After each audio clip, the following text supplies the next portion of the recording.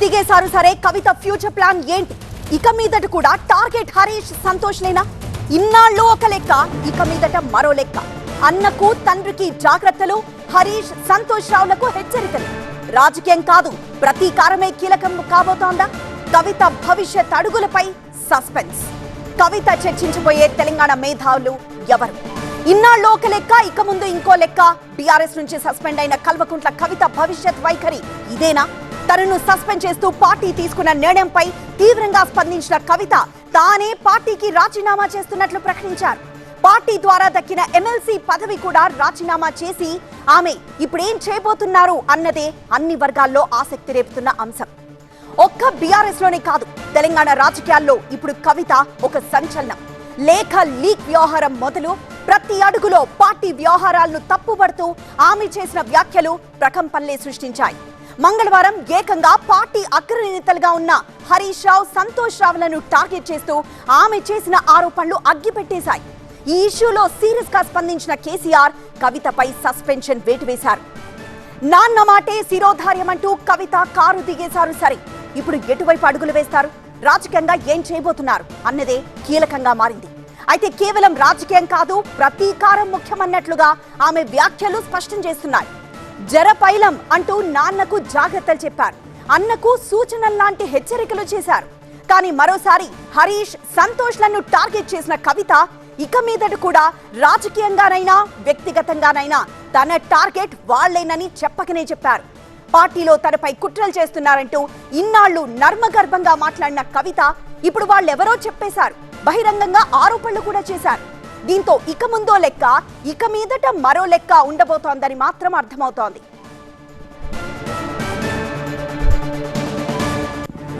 అయితే ఫ్యూచర్ పై కవితకు clarity miss అయిందా? పార్టీ నుంచి ఈ పరిణామాలను ఆమె ఊహించలేదా? ఇంత సడన్ గా పార్టీ డెసిషన్ ఉంటుందని అనుకోలేదా? కవిత కన్ఫ్యూజన్ లో ఉన్నారా? ఏమో మరి. భవిష్యత్ కార్యాచరణపై స్పష్టత లేనట్లుగా ఆమె మాట్లాడుతున్న తీరు ఇలాంటి చర్చకే కారణమవుతోంది.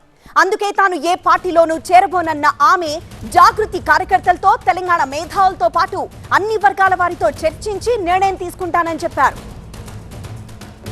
నిన్నటి నుంచి పేపర్లలో నేను ఈ పార్టీలో ఏరుతున్నా, ఆ పార్టీలో ఏరుతున్నా అని వచ్చింది. నేను ఏ పార్టీలో కూడా చేరను, నాకు ఏ పార్టీతో అవసరం లేదు. నేను ఫ్యూచర్లో ఏం చేయాలనే విషయం జాగృతి కార్యకర్తలతోని, తెలంగాణ మేధావులతోని, బీసీ బిడ్డలతోని, సామాజిక తెలంగాణ కోసం పనిచేసేటటువంటి అన్ని వర్గాల ప్రజలతోని, అందరితోని మాట్లాడిన తర్వాత నిర్ణయం తీసుకుంటా. కానీ తొందరపడి నిర్ణయం తీసుకునే అవసరం నాకు లేదు. ఒకటి. రెండు, ఏదో నిర్ణయం తీసుకోవాలనేటటువంటి విషయంతో నేను పనిచేయడం లేదు. జరిగినటువంటి పరిణామాలను ఒక్కొక్కటిగా ఎదుర్కొంటూ వస్తున్నాను. నిన్న జరిగినటువంటి పరిణామం చాలా కీలకమైనది, నా జీవితంలో అత్యంత ముఖ్యమైనటువంటి పరిణామం. కాబట్టి చాలా ఆలోచించి, ఆచితూచి, అల్టిమేట్గా తెలంగాణ ప్రజలకు లాభం జరిగేటటువంటి నిర్ణయం తీసుకుంటే తప్పితే నా కోసం నిర్ణయం తీసుకోవాల్సిన అవసరం లేదు. మరి ఇప్పుడు కవిత అడుగులు ఎటువైపు? మా చీఫ్ రిపోర్టర్ రాకేష్ అడిగి తెలుసుకుందాం. రాకేష్, కవిత ఒక క్లారిటీతో లేనట్లే కనిపిస్తోంది. ఎందుకంటే పార్టీలో ఏ పార్టీలోనూ జాయిన్ అవ్వను అని అయితే ఖరాఖండిగా చెప్తున్నారు. కానీ నెక్స్ట్ స్టెప్స్ ఎలా ఉండబోతున్నాయి? అయితే ప్రెస్ మీట్లో మాట్లాడిన మాటలకి ఆ తర్వాత చిట్ చాట్లో ఆమె చూపించినటువంటి కాన్ఫిడెన్స్కి కొంత డిఫరెన్స్ కనిపిస్తుంది. ప్రెస్ మీట్లో కొంత క్లారిటీ లేదు, ఇప్పటికిప్పుడు నేను ఏ నిర్ణయం తీసుకోలేదు, ఇలాంటి పరిణామం ఇప్పుడే ఎదురవుతుందని నేను ఆలోచించలేదు అంటూ ఆవిడ చెప్పుకొచ్చారు. కానీ తర్వాత మీడియా చిట్ చాట్లో మాత్రం కొంత కాన్ఫిడెంట్గా కనిపించారు. ఖచ్చితంగా ఇలాంటివి చాలా ఎదుర్కొన్నాను, చాలా ఎదుర్కొంటాను, ఏ రోజు ఒకరి లైఫ్ ఒకలాగా ఉండదు, తర్వాత మారుతూ వస్తూ ఉంటుంది, కర్మ సిద్ధాంతాన్ని నమ్ముతాను అంటే చాలా విషయాలు మాట్లాడారు. సో ప్లాన్డ్గా ఉన్నారు. ఈ పరిస్థితి వస్తుందని, ఇంత తొందరగా వస్తుందని ఊహించలేదు. కానీ ఎప్పుడైనా ఇలాంటి సిచ్యువేషన్ ఎదుర్కోక తప్పదు అనేది కవిత మైండ్లో ఉన్నట్టుగా వస్తుంది.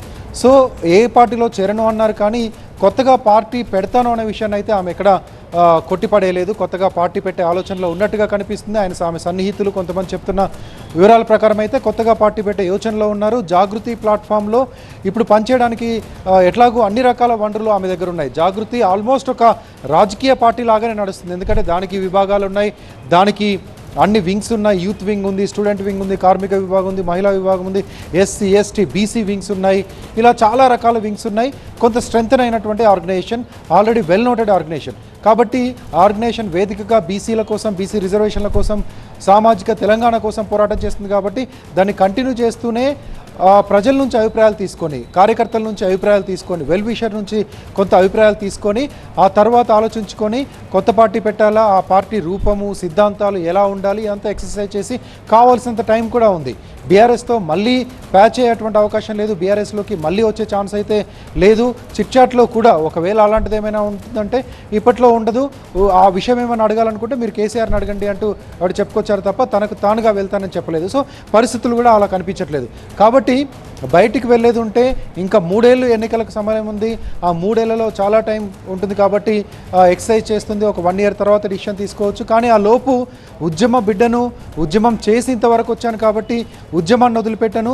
20 ఏళ్ళు రాజకీయ జీవితం ఉంది, 20 ఏళ్ళు ప్రజల్లో ఉన్నాను. కాబట్టి ఇక నుంచి కూడా ప్రజల్లో ఉంటాను. 2 డేస్ రెస్ట్ తీసుకుంటాను. కొంత బాధల్లో ఉన్నాను, 2 రోజులు రెస్ట్ తీసుకుంటాను. ఆ 2 రోజుల తర్వాత తన ఫ్యూచర్ ఏంటో, తన ఫ్యూచర్ ప్రణాళిక ఏంటో మెల్లిమెల్లిగా మీకే అర్థమవుతుందో అంటూ చెప్పారు చిట్చాట్లు. తర్వాత ఆరోపణల బాణాలు, విమర్శల అస్త్రాలు కూడా ఇంకా ఘాటుగా, ఇంకా ధీటుగా ఉండబోతున్నాయి అనేది కూడా ఆమె మాటల్లో చెప్తూ ఉంది. ఎప్పుడు బీఆర్ఎస్లో ఉన్నటువంటి వ్యక్తులను టార్గెట్ చేస్తూ ఉంటారు. తన దగ్గర చాలా సమాచారం ఉంది. ఫోన్ ట్యాపింగ్కి సంబంధించి, అవినీతికి సంబంధించి, ముఖ్యంగా తను విమర్శిస్తున్నటువంటి హరీష్ రావు, సంతోష్లకు సంబంధించి చాలా డేటా ఉంది. చాలా అవినీతికి సంబంధించినటువంటి జాబితా ఉంది.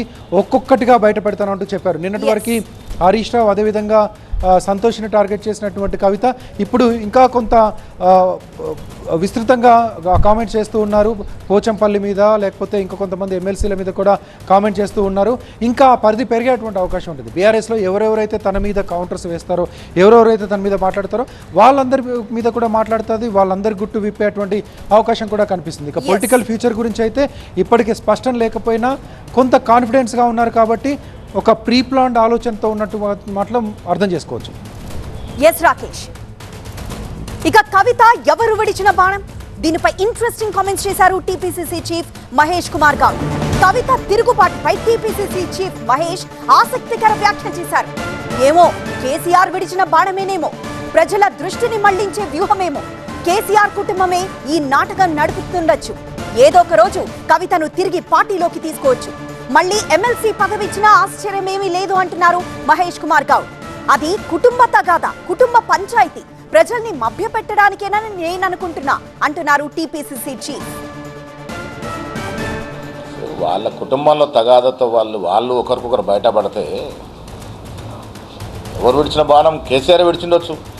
ప్రజల దృష్టిని మళ్లించడానికి మా మీద వస్తున్న అవినీతి ఆరోపణలు ప్రజలు బాగా నమ్ముతున్నారు కాబట్టి దీన్ని మళ్లించడానికి కేసీఆరే వాళ్ళ కుటుంబంలోనే ఈ తగాదా, ఈ నాటకం అంతా నడుస్తుండొచ్చు కదా. రేపు 1 ఫైన్ మార్నింగ్ నేనంతా దీని కవితని మన్నిచేస్తాను, కవితని మళ్ళీ పార్టీలో తీసుకుంటా ఉన్నాం, మళ్ళీ రేపు ఎమ్మెల్సీ కొట్లాడిస్తామంటే ఎవరు మనం ఆశ్చర్యమేముంది దాంట్లో? ఇది కుటుంబ తగాదా, కుటుంబ పంచాయతీ, ప్రజల్ని మభ్యపెట్టడానికి జరుగుతుందని నేను అనుకుంటా ఉన్నాను. కాంగ్రెస్ అనుమానాలకి కారణమేంటి? మా ప్రతినిధి అశోక్ మరింత సమాచారం అందిస్తారు. అశోక్, కవిత వ్యవహారానికి సంబంధించి కాంగ్రెస్ పార్టీ కొత్త రకం తీసుకుంది. నిన్న మొన్నటి వరకు, అంటే కవిత అమెరికా వెళ్ళినంత వరకు కూడా కేటీఆర్ని టార్గెట్ చేస్తూ మాట్లాడడం జరిగింది. అయితే అమెరికా నుంచి వచ్చిన తర్వాత డైరెక్ట్గా ప్రెస్ మీట్ పెట్టి అటు హరీష్ రావుని అలాగే సంతోష్ రావుని కూడా టార్గెట్ చేస్తూ మాట్లాడిన పరిస్థితి మనం చూసాం. దీనికి సంబంధించి కాంగ్రెస్ పార్టీ మిశ్రమంగా స్పందిస్తుందని చెప్పొచ్చు. ఎందుకంటే మొదట్లో ఇది కేవలం కుటుంబానికి సంబంధించినటువంటి వ్యవహారం, వాళ్ళ తగాదాలకు సంబంధించిన వ్యవహారం, ఆధిపత్య పోరుకు సంబంధించినటువంటి వ్యవహారం, ఆస్తి పంపకాల్లో వచ్చినటువంటి తేడాల వల్ల వచ్చినటువంటి మీరెక్కువ సంపాదించుకున్నారన్న దాంట్లో నుంచే ఈ గొడవ వచ్చిందని కూడా అటు కాంగ్రెస్ పార్టీ చెప్తూ వస్తున్న పరిస్థితి మనకు కనిపిస్తుంది. ఈ గొడవతో మాకు ఎలాంటి సంబంధం లేదని కూడా చెప్పిన పరిస్థితి మనం అటు పీసీ ప్రెసిడెంట్ కావచ్చు, మిగతా కాంగ్రెస్ పార్టీకి సంబంధించినటువంటి నాయకులు కూడా మాట్లాడే పరిస్థితి మనం చూస్తాం. కానీ ఏదైతే ఇప్పుడు జరుగుతున్నటువంటి ప్రచారానికి సంబంధించి ఏదైతే పర్టికులర్గా కవిత మాట్లాడినటువంటి ఇష్యూని బేస్ చేసుకొని ఇది కేవలం కాంగ్రెస్ పార్టీకి వస్తున్నటువంటి మైలేజ్ని, కాంగ్రెస్ పార్టీ చేస్తున్నటువంటి మంచి పనిని పక్కన జరపడానికి, పూర్తి స్థాయిలో ప్రజల నుంచి పక్కదోవ పట్టించడానికి, ఒక రాజకీయ లబ్ధి కోసమే కేసీఆర్ వదిలిన బాణంగా అటు కాంగ్రెస్ పార్టీ అభివర్ణిస్తున్న పరిస్థితి మనకు కనిపిస్తుంది. మంచి కనిపించకుండా కేవలం వాళ్ళ ఇంటర్నల్ గొడవలతో కాంగ్రెస్ పార్టీకి సంబంధించినటువంటి మంచిని ప్రజల్లోకి వెళ్లకుండా, ఆ ప్రచారం జరగకుండా ఉండడం కోసం మాత్రమే కవిత ఇలా మాట్లాడుతుందన్న వ్యక్తిత్వాన్ని అటు కాంగ్రెస్ పార్టీ కూడా బయటకు వచ్చి మాట్లాడుతున్న సిచ్యువేషన్ కనిపిస్తుంది. మరొక వైపు ఏదైతే కవిత మాట్లాడిందో మొదటి నుంచి కూడా మేము పార్టీ అధికారంలోకి రాకముందు కానీ వచ్చిన తర్వాత కానీ మేము ఏదైతే ఆరోపణలు చేశామో అదే ఆరోపణల్ని ముందు పెట్టి మాట్లాడుతున్న నేపథ్యం మనం చూస్తున్నాం. కాబట్టి ఇంటర్నల్గా కవిత చాలా నేమ్ ఉన్నటువంటి నేత, కేసీఆర్ కూతురుగా ఉన్నటువంటి నేత, కేటీఆర్ చెల్లెలుగా ఉన్నటువంటి నేత, అంత పెద్ద నేత డైరెక్ట్గా వచ్చి ఆ పార్టీకి సంబంధించినటువంటి ఇష్యూ పైనే మాట్లాడినప్పుడు దాని గురించి మాట్లాడకుండా కేవలం ఆమెను బయటికి పంపించడం, అంటే అవినీతికి సంబంధించిన దానిపైన మాట్లాడిన వాళ్ళందరినీ కూడా బయటికి పంపిస్తారా అన్న క్వశ్చన్ని కూడా అటు కాంగ్రెస్ పార్టీ రేజ్ చేస్తున్న పరిస్థితి మనకు కనిపిస్తుంది. మరొకవైపు ఆ కుటుంబంలో కల్లోలానికి సంబంధించి మాత్రం మాకు ఎలాంటి సంబంధం లేదు, వాళ్ళ సంబంధించినటువంటి ఆస్తి తగాదాలు మాత్రమే అని కూడా చెప్పిన పరిస్థితి మనకు కనిపిస్తుంది. ముఖ్యంగా కాంగ్రెస్ పార్టీ మొదటి నుంచి కూడా కాళేశ్వరానికి సంబంధించినటువంటి ఇష్యూ కావచ్చు, అలాగే మెయిన్గా ఫోన్ ట్యాపింగ్ వ్యవహారానికి సంబంధించిన ఇష్యూ కావచ్చు, ఈ మెయిన్గా రాష్ట్రంలో ఇప్పుడు భారీగా చర్చ జరుగుతున్న నేపథ్యంలో ఆ రెండింటిని కోట్ చేస్తూ కవిత మాట్లాడడం, అటు చిట్చాట్లో ఫోన్ ట్యాపింగ్కి సంబంధించిన దాని వ్యవహారం పైన అటు హరీష్ రావు అలాగే సంతోష్ రావే ఈ ఫోన్ ట్యాపింగ్ వెనక ఉన్నారని కూడా చెప్పిన నేపథ్యం చూసాం. అలాగే కాళేశ్వరంలో జరిగినటువంటి అవినీతికి సంబంధించి కూడా ఈ నేతలే ఉన్నారన్న చెప్పిన నేపథ్యంలో దానికి సంబంధించి కవిత ఏదైతే మేము సిబిఐ విచారణ జరిపించాలని కోరామో వాళ్ళ దగ్గరికి వెళ్ళి ఒక నోటీస్ ఇవ్వాలి, వాళ్ళకి సంబంధించి ఈమెకు ఏమైతే తెలుసో వాటన్నిటి కూడా లిఖితపూర్వకంగా ఇవ్వాలని కూడా అటు కోరుతున్న పరిస్థితి మనకు కనిపిస్తుంది. ఏదైనా ఒక రాజకీయ లబ్ధి కోసం ఏదైతే కవిత మాట్లాడినటువంటి మాటల్ని కోట్ చేస్తూ మాట్లాడుతున్నారు, వాళ్ళ కుటుంబానికి సంబంధించిన దానిపైన మాకు సంబంధం లేదు, కానీ ఏదైతే కవిత మాట్లాడిన దానిపైన సమాధానం చెప్పాలి అంటూ కూడా అటు ఆ పార్టీకి సంబంధించిన నేతలు కూడా కోరుతున్న నేపథ్యం మనం చూస్తున్నాం. ఇక కేసీఆర్ ని అడ్డుకునేందుకు జాతీయ స్థాయిలో కుట్ర జరుగుతోందంటున్నారు మాజీ మంత్రి జగదీష్ రెడ్డి. బీఆర్ఎస్ లో సంక్షోభంపై మాజీ మంత్రి జగదీష్ రెడ్డి సెన్సేషనల్ కామెంట్స్ చేశారు. కేసీఆర్ వెనుక జరుగుతున్న కుట్ర కేవలం రేవంత్ పని మాత్రమే కాదు, కేసీఆర్ పై జరుగుతున్న కుట్ర వెనుక చంద్రబాబు, మోదీ కూడా ఉన్నారంటున్నారు జగదీష్ రెడ్డి. కేసీఆర్ ఈసారి లేస్తే తెలంగాణతో ఆగరనే భయం మోదీకుంది అంటున్నారు జగదీష్ రెడ్డి. కేసీఆర్ ని మానసికంగా దెబ్బ కొట్టాలనే చిల్లర ప్రయత్నం ఇది అని, వీళ్ళందరినీ తిప్పికొట్టగలిగే శక్తి సామర్థ్యాలు కేసీఆర్ కున్నాయని, ఈ దేశానికి సేవలందించే శక్తి కేసీఆర్ కి ఉంది అంటున్నారు జగదీష్ రెడ్డి. ఒక్క రాష్ట్రానికే కాదు, మీకు ఇంకో విషయం కూడా చెప్పాలి. ఇవాళ జరుగుతున్న కుట్ర, కేసీఆర్ పైన జరుగుతున్న కుట్ర కేవలం ఈ రేవంత్ అన్నటువంటి ఇంతతోడు చేస్తే కాదు, దాని వెనకాల తప్పకుండా చంద్రబాబు, మోడీ ఇద్దరు కూడా ఉన్నారు. కేసీఆర్ మళ్ళీ లేవడం అంటూ జరిగితే తెలంగాణతోనే ఆగడు, తప్పకుండా ఢిల్లీ దానికి వస్తాడు అన్న భయం మోడీలో ఉంది. దాని కొరకే ఇవాళ ఇన్ని ప్రయత్నాలు చేసి ఎక్కడో ఒక దాంట్లో ఇరికియాలి, కేసీఆర్ని మానసికంగా దెబ్బ కొట్టాలన్న ఒక చిల్లర ప్రయత్నం చేస్తున్నారు. కానీ కేసీఆర్ వీళ్ళందరూ చూసి చూసి చూసి వచ్చినవాడే. వీళ్ళందరినీ తిప్పికొట్టగలిగిన శక్తి సామర్థ్యాలు కేసీఆర్కు ఉన్నాయి. తప్పకుండా ఈ రాష్ట్రానికి ఏం చేసిండో 10 ఏళ్ళు దేశానికి కూడా అందించడానికి కావాల్సిన సేవలు అందించే శక్తి కేసీఆర్కు ఉంది. తప్పకుండా మళ్ళీ కేసీఆర్ తిరిగి వస్తారు. మరింత సమాచారం మా ప్రతినిధి శివతేజ్ అడిగి తెలుసుకుందాం. శివతేజ, జగదీష్ రెడ్డి వ్యాఖ్యల వెనక మర్మం ఏంటి? అంటే ఒక పక్క మోదీ, మరోవైపు చంద్రబాబు హస్తం ఉంది మొత్తం ఇష్యూలో అని చెప్తున్నారు. సో టోటల్ గా బీఆర్ఎస్ వర్షన్ ఏంటి?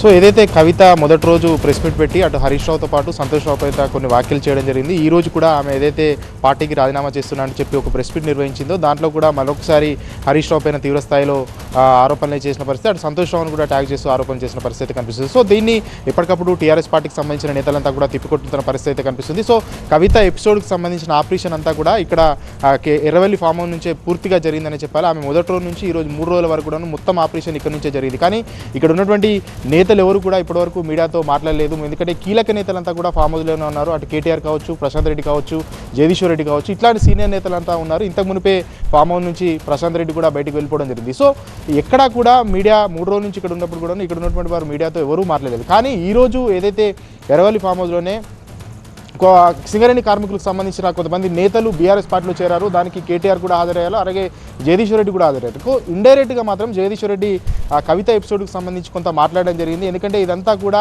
రేవంత్ ఒక్కడే చేస్తున్నటువంటి పని కాదు, కేసీఆర్ వెనుక ఒక పెద్ద కుట్ర జరుగుతుంది. దాని వెనుక ఒక రేవంత్ రెడ్డి మాత్రమే లేడు, దాని వెనుక ఆంధ్రప్రదేశ్ సీఎం చంద్రబాబుతో పాటు మోడీ కూడా ఉన్నారు అంటూ కూడా స్పష్టంగా చెప్పడం జరిగింది. ఎందుకంటే కేసీఆర్ రాబోయే రోజుల్లో మళ్ళీ అధికారం చేపట్టడం పక్క, అలాగే దేశ రాజకీయాల్లో కూడా వెళ్ళడం పక్కా కాబట్టి అతన్ని ఇబ్బందులు పెట్టాలని ఇట్లాంటి కుట్రలు జరుగుతున్నాయంటూ కూడా చెప్తున్న పరిస్థితి కనిపించింది. ఇక మరోవైపు కాంగ్రెస్ ప్రభుత్వం అధికారంలోకి వచ్చినప్పటి నుంచి బీఆర్ఎస్ పార్టీని ఇబ్బందులు పెట్టే ప్రయత్నం అయితే చేసింది. ఈ ఫార్మా కేసు కార్ రేస్ కావచ్చు, అలాగే కాళేశ్వరం కావచ్చు, ఇట్లాంటి విషయాల్లో చాలా కేసులు వేసింది. కానీ దేన్ని కూడా నిరూపించలేకపోయింది అంటూ కూడా తీవ్రస్థాయిలో ఆగ్రహించిన పరిస్థితి కనిపించింది. సో కేవలం కేసీఆర్ టార్గెట్గా, బీఆర్ఎస్ పార్టీ టార్గెట్గానే కాంగ్రెస్ ప్రభుత్వం కావచ్చు, అటు ఆంధ్రప్రదేశ్ సంబంధించిన టీడీపీ కావచ్చు, బీజేపీ కావచ్చు, ఇట్లాంటి 3 పార్టీలు కలిసి కేసీఆర్పై ఒక పెద్ద కుట్రనైతే పన్నుతున్నాయంటూ ఇండైరెక్ట్గా కవిత ఇష్యూను కూడా జగదీశ్వర్ రెడ్డి మాట్లాడిన పరిస్థితి కనిపిస్తుంది. సో ఇదే మీటింగ్లో కేటీఆర్ కూడా ఉన్నాడు. కేటీఆర్ కూడా అక్కడికి వచ్చినటువంటి జనాలను ఉద్దేశించి మాట్లాడారు. కానీ ఎక్కడా కూడా కవితకు సంబంధించిన ఇష్యూను కేటీఆర్ మాట్లాడలేదని చెప్పాలి. ఏ శివతేజ, ఇక కేసీఆర్ పై రేవంత్ చేస్తున్న కుట్రలో మోదీ బాబు ఉన్నారని బీఆర్ఎస్ చేస్తున్న కామెంట్స్ పై స్పందించారు ఏపీ బీజేపీ అధ్యక్షుడు మాధవ్. బీఆర్ఎస్ ఒక దగాకోరు పార్టీ అంటున్నారు AP BJP chief Madhav. Telangana sentiment ని బీఆర్ఎస్ దుర్వినియోగం చేసిందని విమర్శించారు. పంపకాల్లో తేడాలే జరుగుతున్న ఎపిసోడ్ కి కారణమంటున్నారు మాధవ్. అవినీతిమయమైన పార్టీలో ఈ ఎపిసోడ్ ఓ పరాకాష్ఠగా చెప్పారు మాధవ్. తెలంగాణ అస్తిత్వం కోసం పోరాటం చేసి చివరికి అది కల్వకుంట్ల అస్తిత్వంగా మారింది. కనుక ఆ విధంగా మారినప్పుడు కుటుంబంలో కలహాలు, ఆధిపత్య పోరు, వీటికి పరాకాష్ఠ అక్కడ చూస్తాం. పూర్తిగా దగాకౌరు పార్టీగా మారిన బీఆర్ఎస్ పూర్తి అవినీతిమైన, పూర్తి తెలంగాణని దోచుకున్న ఆ పార్టీకి సంబంధించిన ఏదైతే ఇవాళ కవితమ్మ ఆవిడ్ని సస్పెండ్ చేయడం ఇది పరిణామం. ఆ విధంగా ఏవైతే విపరీతంగా దోపిడీ చేసిన డబ్బులు పంపకాల్లో కుటుంబ సభ్యుల మధ్య గొడవ కారణంగా జరిగింది. లిక్కర్ స్కామ్లో ఆవిడ ఏ విధంగా ఇరుక్కుంది, ఏ విధంగా అవినీతి చేసింది అందరికీ తెలుసు. ఆ విధంగా చేసి ఆ సందర్భంలో దానికి ముడుపులు ఒకళ్ళు తీసుకొని నన్ను జైలుకి పంపిస్తారని చెప్పి ఆవిడ మాట్లాడటం, ఇవన్నీ కూడా కారణాలు. కనుక ఇవాళ బీఆర్ఎస్ పార్టీ ఏదైతే ఉందో తెలంగాణ సెంటిమెంట్ని ఏ విధంగా వాడు మిస్యూటిలైజ్ చేసి ప్రజల్ని పప్పుదారి పట్టించి పూర్తి అవినీతిమయంగా మారి కుటుంబ నేపథ్యంలో వాళ్ళకు వ్యాపారం చేస్తున్నారు. ఇక కవిత సస్పెన్షన్ వ్యవహారంపై కేంద్ర మంత్రి బండి సంజయ్ కీలక వ్యాఖ్యలు చేశారు. కాళేశ్వరం అవినీతి నుంచి ప్రజల దృష్టిని మళ్లించేందుకే కాంగ్రెస్ బీఆర్ఎస్ కలిసి నాటకమాడుతున్నాయని ఆరోపించారు. ఈ రాజకీయ డ్రామా ద్వారా తెలంగాణ ప్రజలను మభ్యపెట్టే ప్రయత్నం జరుగుతోందన్నారు. అయితే ప్రజలు ఈ నాటకాలను స్పష్టంగా అర్థం చేసుకుంటున్నారని తెలిపారు. కవిత రాజీనామాతో తెలంగాణ ప్రజలకు ఎలాంటి ప్రయోజనం లేదని బండి సంజయ్ స్పష్టం చేశారు.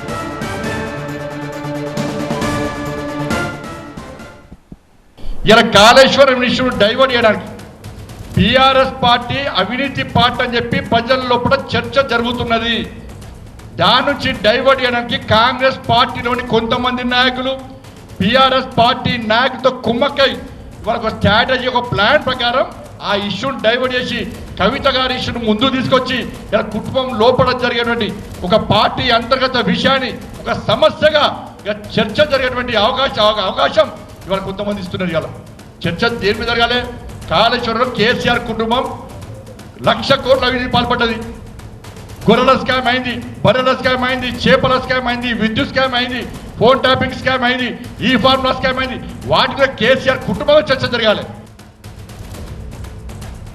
మా ప్రతినిధి విద్యాసాగర్ మరింత సమాచారం అందిస్తారు. విద్యాసాగర్, కాళేశ్వరం అవినీతి నుంచి ప్రజల దృష్టిని మళ్లించేందుకే ఇటు కాంగ్రెస్ అలానే బీఆర్ఎస్ కలిసి నాటకమాడుతున్నాయని బండి సంజయ్ కామెంట్ చేశారు. ఇంకా బీజేపీ నుండి ఎలాంటి రియాక్షన్స్ వస్తున్నాయి?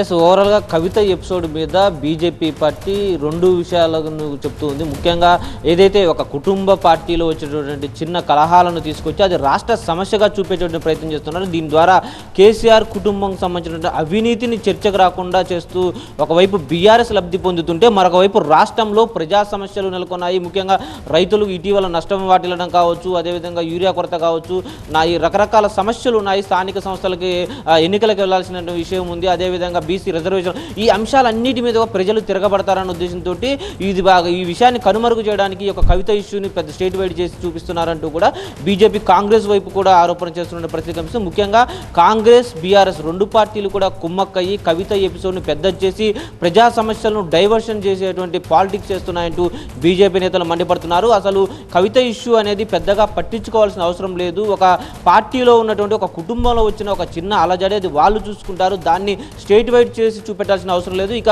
దీంట్లోనే కవిత ఈరోజు మాట్లాడినటువంటి వ్యాఖ్యల్లో కొంతమంది బీజేపీ నేతల పేర్లను కూడా తీసుకున్నటువంటి నేపథ్యం కనిపిస్తుంది. దీంతో వారు కూడా స్పందించారు. బీజేపీలో బీఆర్ఎస్ నుంచి బీజేపీలో చేరిన నేతలంతా కూడా ఈ యొక్క కుటుంబ కబంధ హస్తాల్లో ఒక పార్టీ ఉన్నప్పుడు అక్కడ ఎదుర్కొన్నటువంటి ఇబ్బందులు ఇప్పుడు కవితకు గుర్తొచ్చాయా, గతంలో గుర్తు రాలేదా అన్నటువంటి అంశాన్ని వారు స్పష్టంగా ప్రశ్నిస్తూ ఆమె చెప్పింది ఒక వంతు మాత్రమే, ఇంకా చాలా అవినీతి అంశాలు ఆమె బయట పెట్టాల్సినటువంటి అవసరం ఉంది, అవన్నీ కూడా త్వరలో బయట పెడతారన్నటువంటి ఆశాభావాన్ని బీజేపీ నేతలు వ్యక్తపరిచారు. అయితే ఇక్కడ ఒక పార్టీలో జరుగుతున్న అంశాన్ని కాకుండా ఏదైతే గత బీఆర్ఎస్ హయాంలో జరిగినటువంటి అవినీతి ఏదైతే ఉందో దాన్ని అంతా కూడా ఒక్కొక్కటిగా బయట పెట్టాలి, కవిత చేసినటువంటి ఆరోపణల మీద సిబిఐ ఎంక్వైరీ లేదంటే విచారణలు జరపాలంటూ కూడా బీజేపీ ఎంపీ రఘునందన్ రావుతో పాటు మిగిలిన వారు కోరారు. ఇక బీజేపీ రాష్ట్ర అధ్యక్షుడు రామచంద్రరావు కూడా స్పందించారు ఇదే విషయం మీద. ఎట్టి పరిస్థితుల్లో ఇది ఒక అన్నెసెసరీ ఇష్యూ, స్టేట్కి సంబంధం లేదు. ఒక పార్టీలో ఆస్తి తగాదాలు కావచ్చు, అవినీతి సొమ్ము పంపకాల్లో వచ్చినటువంటి కొట్లాట్లో భాగంగానే వారి కుటుంబంలో నెలకొన్న అలజడిగానే చూడాలి తప్ప ఇది ఒక రాష్ట్ర సమస్యగా చూడాల్సిన అవసరం లేదంటూ చెప్తున్నారు. మరొక వైపు ఈరోజు జగదీశ్వర్ రెడ్డి చేసినటువంటి కామెంట్స్ మీద కూడా బీజేపీ నేతలు కన్నెర చేస్తున్న పరిస్థితి కనిపిస్తుంది. దీని వెనక మోడీ కూడా ఉన్నారు. జాతీయ రాజకీయాల్లో ఎక్కడ కేసీఆర్ తమ చక్రం తిప్పుతారన్నటువంటి అంశాల మీద మోడీ చంద్రబాబు నాయుడు గారు కలిసి కుట్ర చేస్తున్నారన్న అంశం మీద అసలు రాష్ట్రంలోనే బీఆర్ఎస్ అనే పార్టీ కనుమరుగైపోయే పరిస్థితి ఉంది, త్వరలోనే అంతర్ధానం కాబోదు, అలాంటి పార్టీ జాతీయ స్థాయిలో ఎక్కడ ఉంటుందన్నటువంటి ఎద్దేవా కూడా బీజేపీ నేతలు చేస్తున్న పరిస్థితి మనకు కనిపిస్తుంది. ఎస్ విద్యాసాగర్, ఇక బీఆర్ఎస్ నుంచి కవిత సస్పెన్షన్, ఆపై ఎమ్మెల్సీ పదవికి ఆమె రాజీనామా చేయడం లాంటి పరిణామాలతో తెలంగాణ రాజకీయాలు ఇప్పుడు ఆసక్తికరంగా మారుతున్నాయి. కవిత రాజీనామాకు ఆమోద ముద్ర పడ్డం ఖాయంగా కనిపిస్తోంది. దీంతో తెలంగాణలో మరో ఉప ఎన్నిక అనివార్యం కాబోతోంది.